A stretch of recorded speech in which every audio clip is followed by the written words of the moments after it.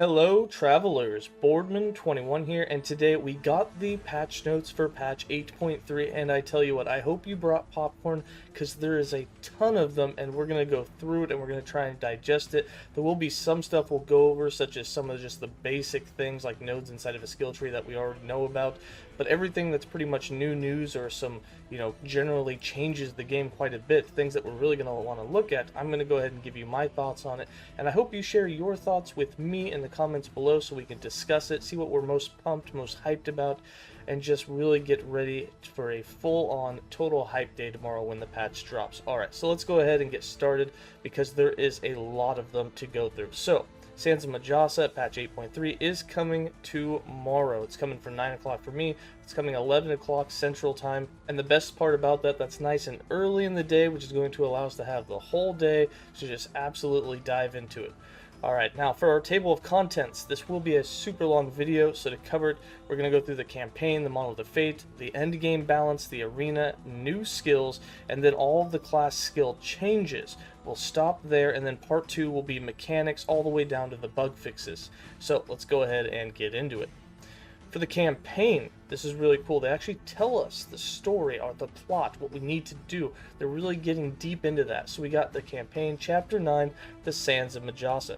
To stop the Void from ensuring the dark fate of the world, you must destroy the immortal empire, who is believed to be the one who unleashed it. This quest takes you to the Divine Era to search for the Lance of Heorot, an ancient weapon Heorot once wielded against his son Mordidas. To renew the power once held by the Lance, you must obtain the blessings of the gods. You have agreed to help your new allies Yulia and Guriel defeat the sun god Rhea. So Rhea will be one of the boss fights, I assume, in this, or at least we're working towards that. In exchange, you will receive the Lance of Heorot for your use against the Immortal Empire afterwards. Your journey so far has earned you the blessings of Heorot and Lagan, leaving Majasa's as the final blessing. It might be that as we are trying to hunt down Rhea, we are only having the boss fight of Majasa in Chapter 9. Either way that I read this, maybe we get both. I assume we're definitely fighting Majasa, maybe even fighting Rhea. This update includes Chapter 9 of Last Epoch story, where you will venture through the desert to the city of Majelka and your quest to meet with the serpent goddess Majasa. Your need to gain her blessing to empower the Lance of Heorot to have an even chance to stop Rhea from continuing his divine conquest. There's going to be 15 new zones, there's going to be new voice acting, music, cutscenes, new boss encounters, and 30 plus new enemies to take on.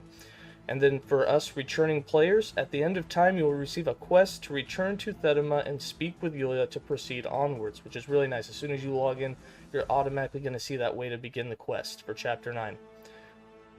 Alright, the Monolith of Fate. We got some changes here, a lot of them good, some big changes, the way that we hunt for loot. One of the biggest things that are changing in this patch is you can no longer gamble uniques and set items from the gambler. Instead, you have to target farm all of them from the Monolith of Fate. Now, you'll still have your random drops that can drop at any time, but most uniques will now be targetable inside the Monolith of Fate, or at least that's what I got out of reading this. So, changed the levels of the early timelines to account for the addition of Chapter 9. Fall of the Outcast is now level 58, raised up from 55. The Stolen Lance is now level 62, raised up from 60. And the Black Sun is now level 66, raised up from 65. Killing a timeline boss with 50 plus corruption now offers 4 blessings. And if you kill a timeline boss while having 200 plus corruption, you will have your choice of one of 5 blessings. So that's really going to make it a lot easier for those empowered blessings to try and find a really good world one of the one that you want. Really like that change. The Shade of Orbis echoes that increased corruption and empowered timelines that are not your highest corruption timeline now grant bonus corruption. This bonus scales with the difference in corruption between the current timeline and your highest corruption timeline. This bonus also scales with the distance of the Shade Echo from the origin. Now what this means is if you've ran a timeline, and this is involved I assume on just one character, and on one timeline you've hit 1,000 corruption, and now you go to a new timeline and it's only got 100 corruption, you're like, oh man, it took forever, it took me weeks to do that. Well, now you get a bonus. Now you're going to be able to work towards that 1,000 much quicker on the second timeline, because your 1,000 highest is such a great discrepancy in those numbers, you're going to get a massive bonus, which is going to help you do it faster, which is really good. The Shade of Orbis now gains 5% increased health per 10 corruption instead of 4. This is additive with health increases it gains from Monolith mods and how far from the Shade Echo is from the center of the web. Fix the bug where increased rarity from Monolith modifiers did not affect normal, magic, or rare item drops, so we should be getting better drops in 8.3 since our item rarity does increase and should now be benefiting our drops. The Monolith objective item drop quantity scales 20% more slowly with distant from the center of the web and 25% more slowly with corruption to offset the increase of item increased rarity not working. All spirals have a 50% longer delay between attacks. This one I really like. Bone spiral projectiles are now aimed at where the target is when the ability starts, not at where the target is when the small projectiles are created. It's about a 1.3 second difference, and the indicator now shows the direction of the projectiles. What this means is, those projectiles are not going to home in and just absolutely annihilate you all the time now. Now you actually can dodge them. Vessels of Memory can now spawn slightly closer to the center of the web. The current wave number is now shown in Arena Echoes, big quality of life there. Crit Avoidance Monolith mod has been changed, so it's not as effective in the Monolith of Fate. It's not going to hurt as bad. It grants enemies 20% critical strike avoidance and 20% increased health instead of 25 now. Caps at 35 instead of 45. And it grants only 10% increased rarity at base from 12%. Timeline exclusive rewards, and this is what I was talking about when I was saying that you can now specifically hunt down specific gear slots of uniques and set items. So, Fall of the Outcasts will now have unique or set bows or quivers. The Stolen Lance will have unique or set caster weapons. The Black Sun will be for your helmets and shields. The Blood, Frost, and Death timeline will be for your unique and set body armor. Ending the Storm can have unique and set gloves. Fall of the Empire will be your belts. Reign of Dragons will be your melee weapons. The Last Ruin will be your set relics. The Reign of Winter will be your rings or amulets. And the Spirits of Fires will have your boots. Now, what is cool about this is this means you get to pick, like say that you're missing the boots that you want. You literally just go to Spirits of Fire and you hunt there, and it's much more likely for you to find your boots, or that's where you will find them. Really like this change. Boss specific unique and set drops. All timeline bosses now have 4 specific drops from the 3 that they currently have. This means there are 10 new uniques to farm from them. Every timeline boss will have 1 more unique for you to hunt down. There's some other really good changes in here. The 2 existing non-empowered specific drops are still mutually exclusive, meaning they won't drop together, but now have an equal drop rate, rather than one being much more common than the other. What this means is, right now, when you farm a timeline boss in non-empowered, you have an 85% or so drop of one and 15% or so of the other, and people have absolutely hated this. One of the main ones there is the Last Steps to the Living Boots. That's a 15% drop. Now, in 8.3, there will be a 50% drop of each, or an equal chance of both. I assume that they'll be 50, like it'll be 50-50, but it says they will have an equal chance to drop. It doesn't say what that chance is. I assume it's 50-50, but we'll have to wait and find out.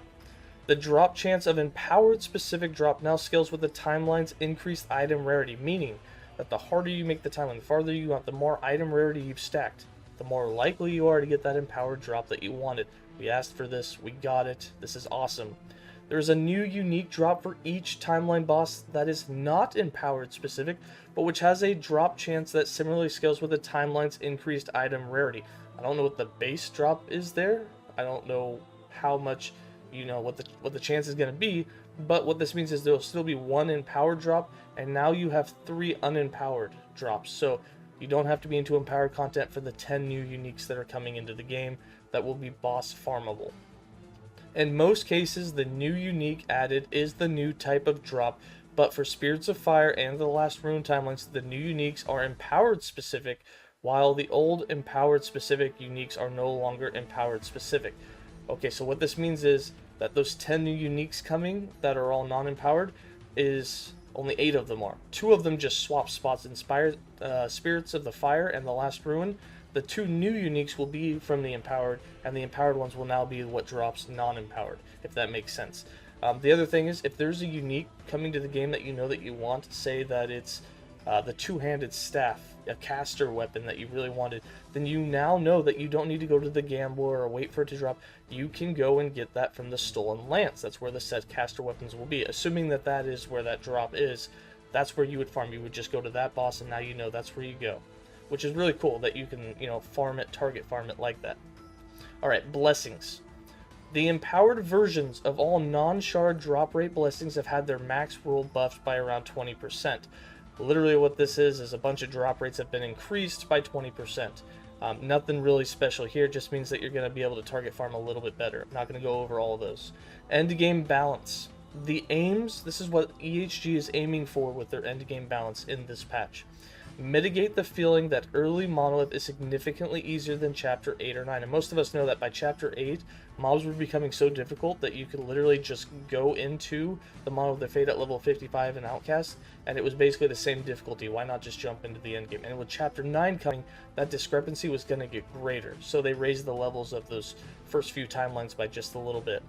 Fix enemies from Chapter 7 and beyond being notably more dangerous in endgame than other enemies. Yeah, we're looking at you, ice bats and golems. Shift power away from echo mods and toward base monster power and core corruption scaling. Fix Fall of the Outcast and other early timelines from being easier to farm when empowered than other timelines due to slower mod scaling and lower mod duration. Changes. Monsters receive a greater bonus to health and damage from level 40 onwards. At level 60, monsters will have 3.2% more health and 6.2% more damage. At level 80, it's 3.8 and 5.1 respectively, and at level 100, it's 3.7 and 6.0 more respectively. I think there's a typo here. I don't know why. I assume this is 4.7. It's very weird that they would have less health at level 100 bonus than at level 80, and the way that this is scaling, I'm pretty sure that's supposed to say 4.7. So don't think that it's a little bit lower. I'm pretty sure that's just a typo.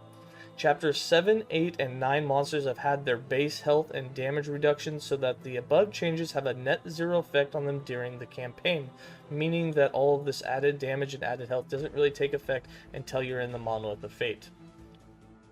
In the endgame, they will be slightly stronger than before, but not to nearly the same extent as enemies from earlier chapters.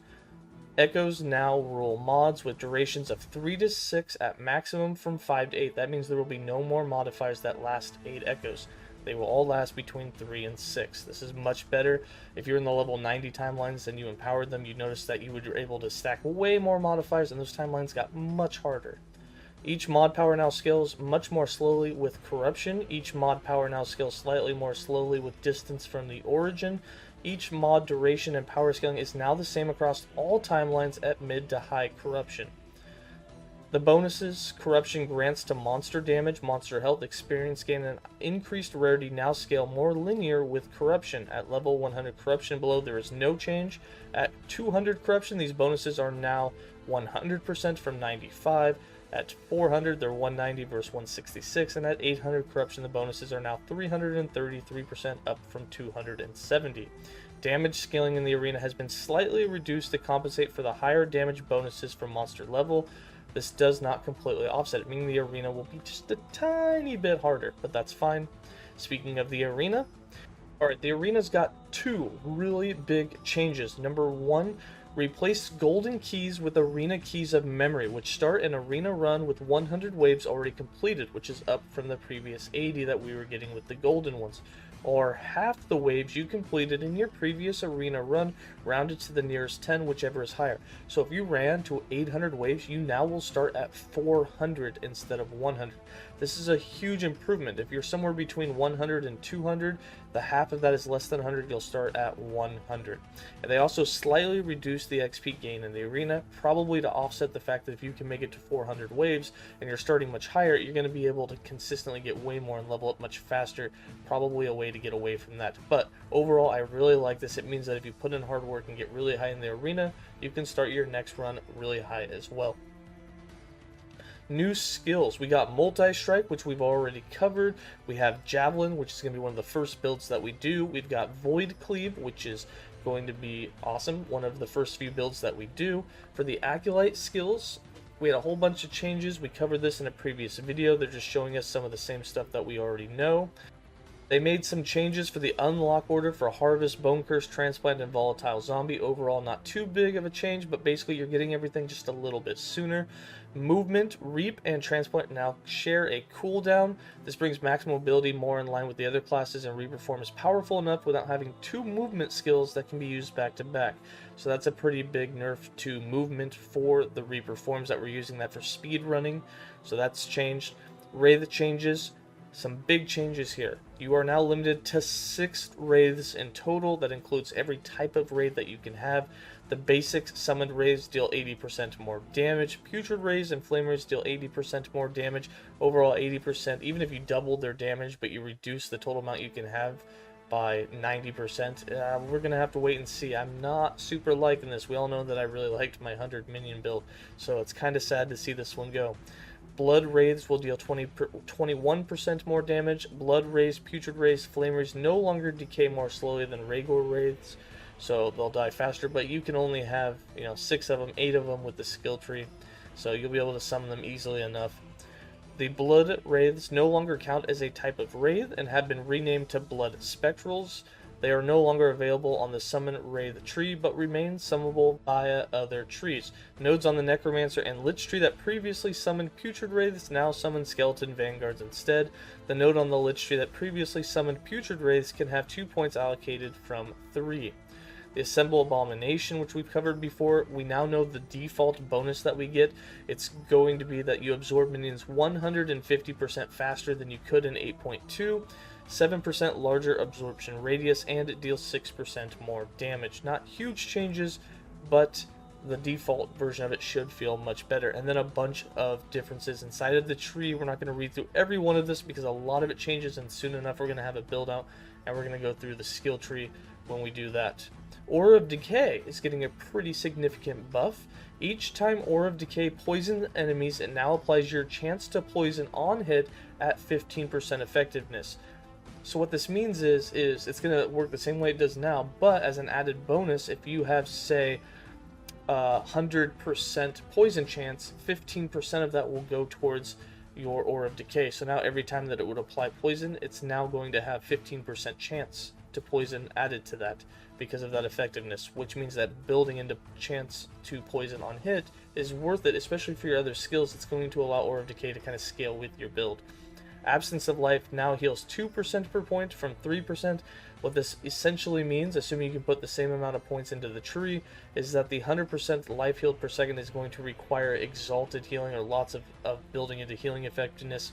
Probably not going to be able to reach that same level of healing, at least not as easily, but it should still be viable. Bone Golem is getting some changes, nothing too much, not too big of changes. A little less taunt, a little damage here and there. Death Seal, a couple of changes, nothing super game-changing. Drain Life. Eternal Servitude now prevents wandering spirits from expiring if it is active when you start channeling, but individual spirits still expire as normal, from preventing a number of individual spirits from expiring, and can now have 1 point allocated from 3. And there are some changes coming to Wandering Spirits, which you're thinking in your head, oh, you can insta-cast that. Wandering Spirits will no longer be insta-castable, so this is why this changes came back. Dreadshade.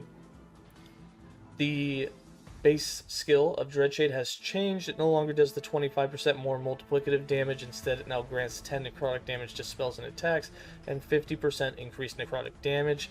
A whole ton of changes coming to the tree. Again, this is going to be one of the first skill discussions we do once the patch drops. We'll go over it then. For Infernal Shade deals 20% more damage, and Demonic Tether now grants 40% ignite chance per second from 20%.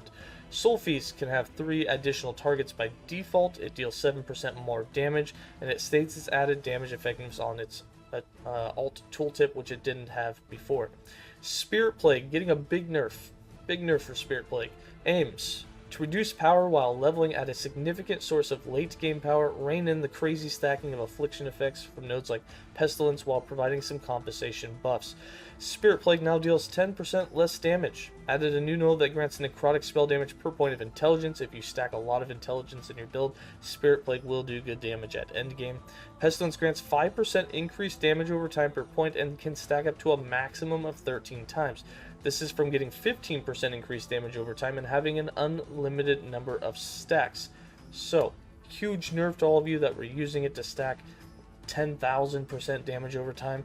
You are now capped at a total of 65% damage over time. That's it. 65% damage over time is the max that you will get with 13 stacks. So yeah, going from 5,000% plus down to 65%, this is a huge nerf. There's no making up for that. Endless Decay grants 7% increased poison damage and stacks up to 13 times from 20% and having unlimited stacks. Again, big nerf.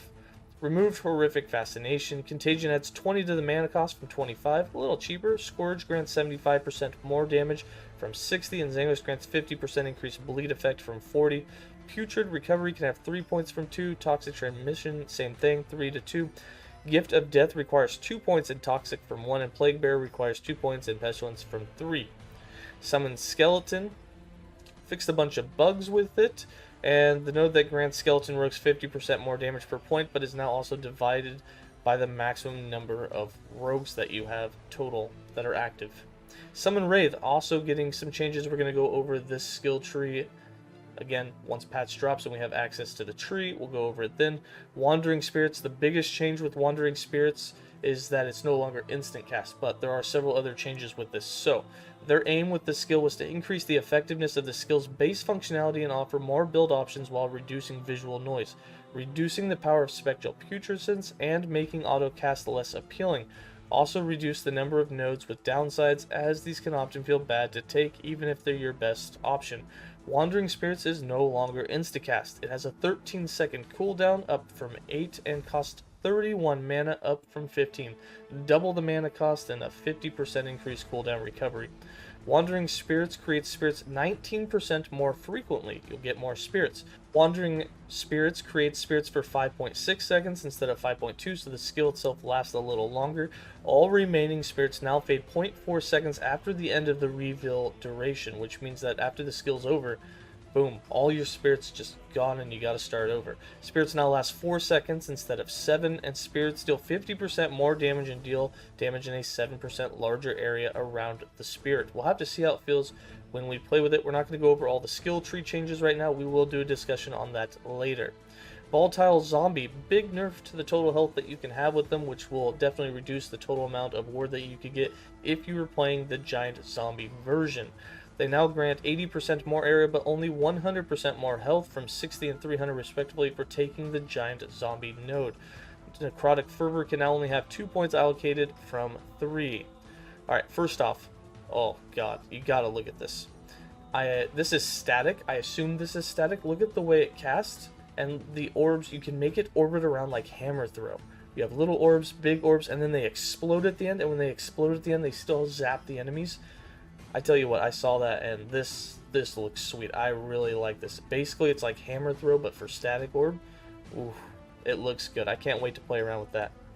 Unlock order. Mana Strike is now unlockable earlier. Teleport earlier. Disintegrate has swapped with Teleport. Teleport will now unlock automatically at level 9 instead of having to put 10 points into your passive tree, but Disintegrate, instead of unlocking at character level 10, now requires 10 points in the passive tree. So a little flip-flop there. Black Hole deals a little more damage. Weakened Reality now makes Black Hole deal 30% more damage to enemies near the center rather than apply another damage instance of its own base damage to enemies near the center. Hopefully this is a boost of damage. Disintegrate saw some changes.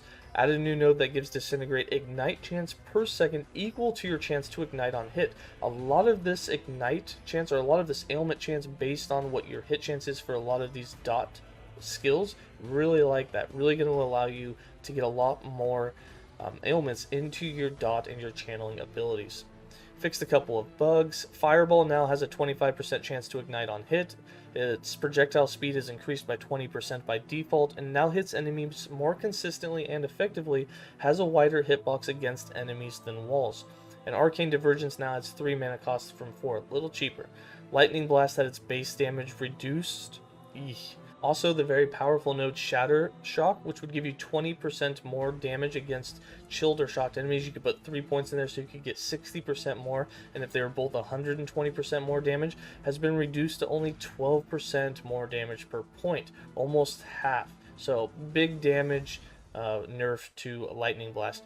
Meteor fixed the bug where damage modifiers from Meteor's tree would apply twice if you had the twinned Meteor's node. Meteor deals 27% more damage. Cycle of Fire now grants 6 ward and 2 mana when you cast a Fireball with Craterborn from 0 ward and 3 mana. So you get a little less mana when Craterborn is active, but you get 6 ward per time that you use Fireball. So a nice way to get a little more defense into it. Jagged Fragments grants 60% more shrapnel damage instead of 50. Stardust grants 20% more non-fire damage per point from 30. This one's got me curious. I'm thinking that there's a way to add in more non-fire damage. I'm assuming this is because of the lightning conversion, and that will count as non-fire damage, which means you can really buff up Meteor's damage when you convert it to lightning. We'll have to wait and see. Static increased the damage of discharge by 30%. For Static Orb, had a whole skill rework. We're going to go over that in the skill discussion tomorrow. Primalist skills. Totems. Increased Thorn Totem, Storm Totem, and Frenzy Totem's health, Claw Totem's health, and fixed the bug where Claw Totem had to deal negligible damage. Basically, it was useless. Earthquake. The seismic tide node on the Earthquake tree that causes it to have 3 expanding initial hits now causes each initial hit to consume 16 mana from adding 50 mana to the mana cost. Now the reason that this matters, I assume if you take that node in the Werebear Earthquake build, it will consume some of your mana now. That's what I assume. I assume this is one way to kill off the Earthquake Werebear. Edera's Blessing. The Pharaoh node now adds a 12-second cooldown. Fury Leap has had its base cooldown reduced to 6 seconds from 7, and Fury's Leap travel time scales up less drastically with distance. Its travel time is 10% lower at max range, meaning its animation has basically been sped up. So that's a really good thing. Can't wait to try it out and see how that feels. Summon Scorpion. Miasma now increases poison effect rather than multiplicatively increasing poison chance. About the same amount of effect. Warcry, adjusting time to better match its animation. I like this, can't wait to see it. The Werebear form, it was supposed to get a rework. The Druids were in 8.3, it's all been moved back to 8.4 when we'll see all the reworks. They clarified the description of the Skull Crush node to match its functionality. Hightail now grants 20% charge increase cooldown recovery per point, down from 50. The node also grants 4% added critical strike. This is big. I think this is the route that they took to kind of reduce what you could do with the Earthquake Werebear, so you cannot get down to like a 1.5 or 2 second cooldown with charge anymore. It's definitely going to be a little bit slower. Tempest Strike. Big changes for Tempest Strike. Attack speed is now converted to physical, cold, and lightning penetration at 100% of its value, from being converted to increased crit chance at twice its value. So if you have 75% or 100% attack speed, instead of getting that 200% critical strike chance at 100% attack speed, you now have 100% penetration with it, which is really cool. If your total attack speed modifier is negative, it no longer has a negative effect on Tempest Strike. It used to reduce your crit chance with it. Rogue skills. Bow attacks. The arrows of Flurry, Multi-Shot, Puncture, Basic Bow Attack, Ballista, Detonating Arrow, Cinder Strike's second and third attacks, and the Ballista's Harpoon now effectively have wider hitboxes for hitting enemies compared to hitting walls. Their effective hitboxes for hitting walls are much narrow. Basically what this means is those skills should feel much better when you aim it at an enemy maybe you weren't dead on. You should more likely hit the enemy. Flurry's effective hitbox, and we'll just go down the skills, are 50% wider, 20% wider, 33% wider, 13, 13, and 17. Basically, they all got a little bit wider to make them feel better, with Flurry getting the biggest improvement, which should make it hopefully feel much better. A lot of times it was very easy to miss, just depending on how you were sitting or angled at an enemy. Acid Flask. Fixed the bug where Acid Flask did not have a physical tag. The base explosion now has a base damage of 12 physical from 8 with 60% added damage effectiveness from 50, and Firebomb Cocktail now adds 6 fire damage per point from 3, so a big buff for Acid Flask.